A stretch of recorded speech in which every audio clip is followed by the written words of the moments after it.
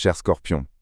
Avec l'entrée de Mercure dans votre signe, vous recevez comme un cadeau une clarté mentale exceptionnelle qui va marquer cette période. Votre esprit devient plus aiguisé, plus pénétrant, et les mots que vous choisissez portent une conviction nouvelle, capable de toucher profondément ceux qui vous écoutent. Vous sentez que vous pouvez exprimer avec une justesse rare ce qui vous habite.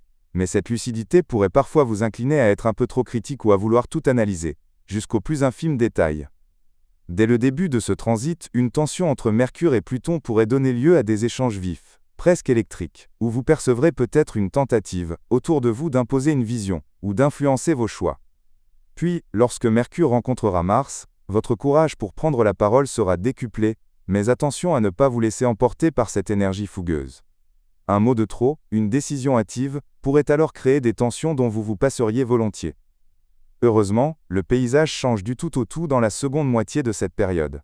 Mercure, en harmonie avec Jupiter, vous ouvre les portes de la communication à plus large échelle. C'est le moment de partager vos idées, d'écrire, de vous exposer dans les médias, et de recueillir les fruits de votre intelligence. Puis, aidé par Saturne, vous gagnerez en sagesse pratique et en discernement, ce qui vous permettra de prendre des décisions réfléchies, solides, et d'inspirer naturellement le respect par votre parole. Enfin, comme pour couronner le tout, Mercure et Neptune viendront illuminer votre pensée d'une inspiration presque poétique, vous permettant d'allier merveilleusement raison et intuition. Bien sûr, il faudra veiller à ne pas vous laisser entraîner dans des débats stériles, ou à user de cette franchise perçante qui peut parfois blesser sans le vouloir. Évitez aussi de prendre des décisions importantes sous le coup de l'impulsivité, et essayez de ne pas vous laisser submerger par cette tendance à trop réfléchir, à tout intellectualiser, au point de vous épuiser mentalement. Quelques conseils pour garder le cap: choisissez avec soin les sujets qui méritent votre énergie, et laissez de côté les disputes inutiles. Utilisez cette profondeur d'analyse pour planifier sereinement vos projets à venir.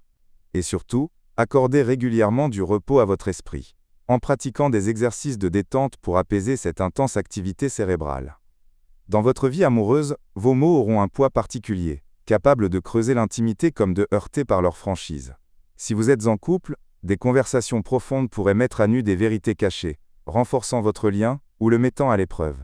Si vous êtes célibataire, une relation au caractère intense, presque mystérieux, pourrait bien vous attirer, mais prenez le temps de la laisser mûrir avant de vous engager.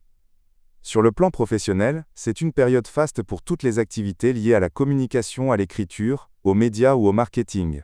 Côté finance, des opportunités d'investissement ou de nouveaux contrats pourraient se présenter, surtout après le 24 octobre, mais exigez de vous-même une négociation méticuleuse et évitez toute précipitation. Votre santé, elle, dépendra beaucoup de votre équilibre mental.